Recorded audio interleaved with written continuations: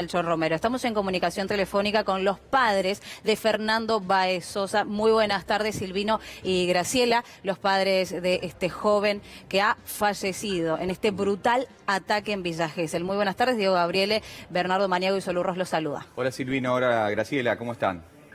Buenas tardes.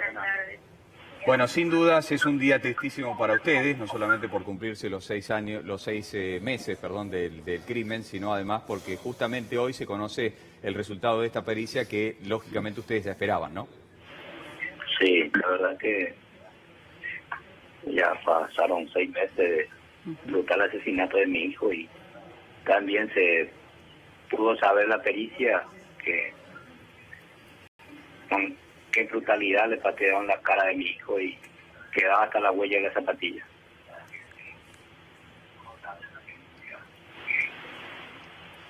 Silvino, ustedes, bueno, la pandemia los ha puesto también ante una prueba, ¿no? Porque no tienen la posibilidad ni siquiera de ir al cementerio a verlo a Fernando. Entiendo que no pueden hacerlo. ¿Cómo están viviendo ustedes estos días y cómo les cayó, ¿no? En el día de ayer esta novedad respecto de esta marca en la zapatilla de este joven Máximo Thompson, que por supuesto sigue detenido? Sí, la verdad que esta cuarentena no podemos ir ni al cementerio, pero bueno, tenemos que cuidarnos, tratar de no salir mucho, hacemos bien porque no salimos casi nada. Y la huella de la zapatilla que apareció ahora en la pericia se notaba en la cara de mi hijo, en su maxilar, creo que era derecho, y tengo guardado en el corazón esa imagen que vi en la cara de mi hijo, que fue, imagínense, tenía un hueco en la cara de mi hijo. Así que es una pasada brutalmente dada a la cabeza y a la cara de mi hijo. Para mí fue revivir todos los momentos del primer día, de ver a mi hijo postrado en una fuente en la morgue, chorreando sangre por todos lados. Recién venía de hacerse la autopsia, en un puente de autopsia. Y la verdad que no le deseo a nadie, ni a mi peor enemigo, eso de ver a un hijo postrado en ese lugar. Ya sin sentir el cuerpo, ya todo atado, que no podía ni abrir, ni revisar su cuerpo, ni tocar la mano, porque ya no se podía. Así que no nos permitieron eso, pero bueno. Me agarré, le di un beso en la frente y le dije que le prometí que se iba a hacer justicia por lo que le hice a mi hijo. Silvino, ¿y usted cree que se está haciendo justicia? El apellido de Thompson sonó desde el primer día en Villa Gesell, en Buenos Aires, en toda la Argentina. Y hoy se comprueba, 6 meses después, que era la zapatilla de él. Sí, creo que se va a hacer justicia. Espero que no sea Thompson nomás, porque creo que todos que estaban ahí impidiendo que sus amigos le daran una mano a mi hijo son todos culpables como el que dio la patada. Así que creo que para mí, en general, son los 10 o los 11 que estuvieron ahí, no permitiendo que le ayudaran a mi hijo. Así que no es solo Thompson, todos, en general todos, son culpables. Silvino, que consigue lo vamos a sumar al doctor Fabián Améndola, que también está con nosotros para analizar este hallazgo. Esta prueba es realmente fundamental. Quizá le vamos a preguntar, ¿no?, si desde lo técnico aporta un nuevo agravante a la investigación, pero desde lo simbólico por lo menos es una prueba determinante que ningún juez al momento de dictaminar justicia puede ignorar, puede dejar de tener en cuenta. Doctor Améndola, ¿está el doctor ya? Hola, buenas tardes. ¿Cómo le va, doctor? ¿Cómo está? Bueno, es lo que veníamos comentando, ¿no? Preguntarle si justamente esta pericia agrava la situación de los detenidos, especialmente de Thompson, y la carga simbólica que lógicamente tiene, ¿no? Porque era una pericia que se esperaba ya desde el primer día, prácticamente. Bueno, sí, antes que nada voy a aprovechar para saludar a Silvino y a Graciela. Y obviamente en este día que se cumplen 6 meses del fallecimiento de Fernando, a reiterarle que en lo personal y en lo que tiene que ver con el estudio al que formo parte, estamos totalmente a su disposición desde el primer día que nos convocaron. Ahora, respondiéndole lo que me está preguntando, efectivamente la pericia es una pericia importante, pero hay que enmarcarla dentro de las circunstancias que ustedes muy bien adelantaron al principio de la nota. Esto es que no se trata del único golpe que generó el deceso de Fernando Báez Sosa, sí, sino que es uno más. Y esto lo veníamos diciendo desde antes de conocer este resultado, porque en algunos medios se ha expresado o se ha referido a este golpe como el golpe mortal o expresiones similares que denotarían que fuera este único golpe el causante del deceso, sí, cosa que no es así, porque la autopsia reveló desde el primer momento que se trató de un politraumatismo craneal, el que generó el deceso. Es decir, la sumatoria de golpes recibidos por Fernando fue lo que desencadenó el resultado letal. Por eso comparto perfectamente y desde la parte técnica apoyamos la posición que tiene Silvino, Graciela, la familia, en relación a que no es solamente Máximo Tonten el responsable, sí, de este homicidio doblemente agravado, sino que en principio hoy en día hay 2 imputados como coautores del hecho y 6 partícipes necesarios. Nosotros creemos que en los próximos días o en los próximos meses por lo menos 2 más tendrían que ser coautores, sí, y el resto partícipes necesarios.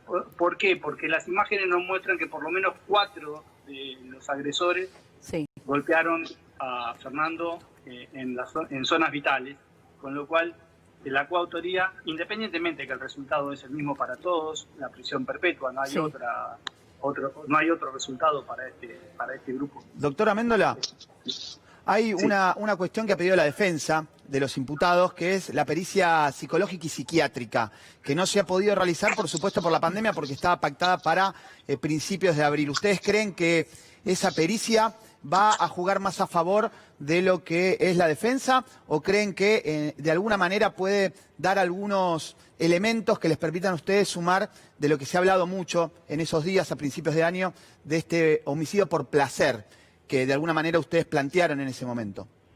Sí, bueno, disculpame, pero te quiero corregir en algo, que es a pedido de quién se hace la pericia.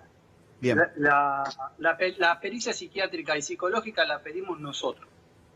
Y justamente por lo que vos decís, que sí, es tratar de determinar el perfil psicológico de cada una de estas personas, fundamentalmente desde que apreciamos aquel video en el que se ve el festejo que hacen después de haber cometido, sí, el homicidio.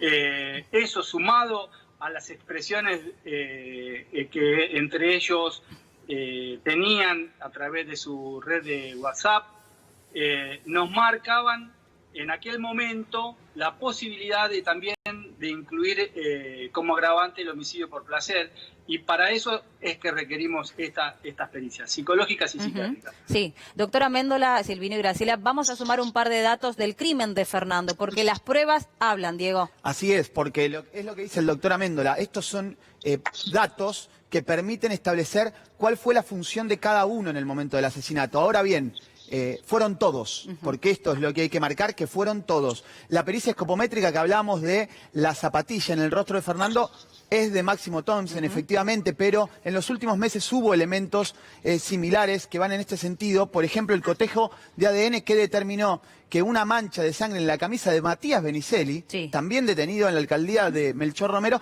corresponde a Fernando.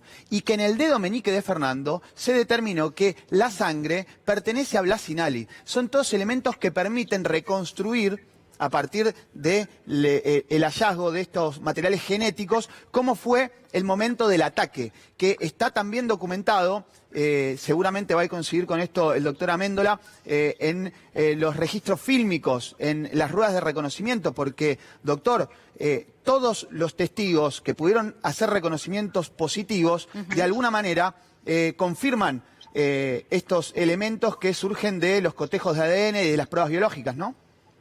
Exactamente, mirá, no lo podría haber dicho yo de mejor manera y expresado tan concretamente y sintéticamente como lo hiciste vos.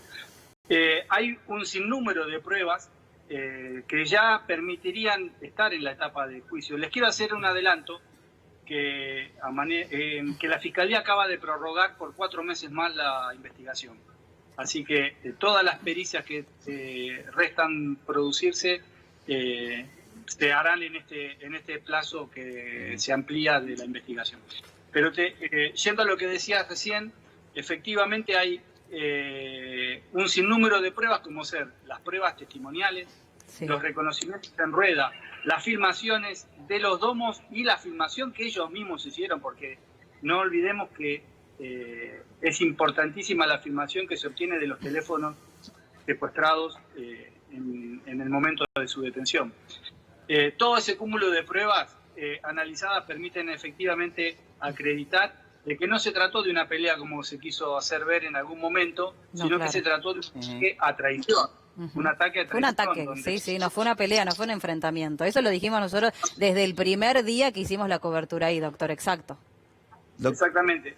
Un ataque en el que primero se buscó el estado de indefensión de la víctima, es decir, lo golpearon hasta que quedó desvanecido en el suelo. La premeditación no requiere de una planificación previa extensa, no es que se tienen que poner de acuerdo un día antes para cometer el crimen.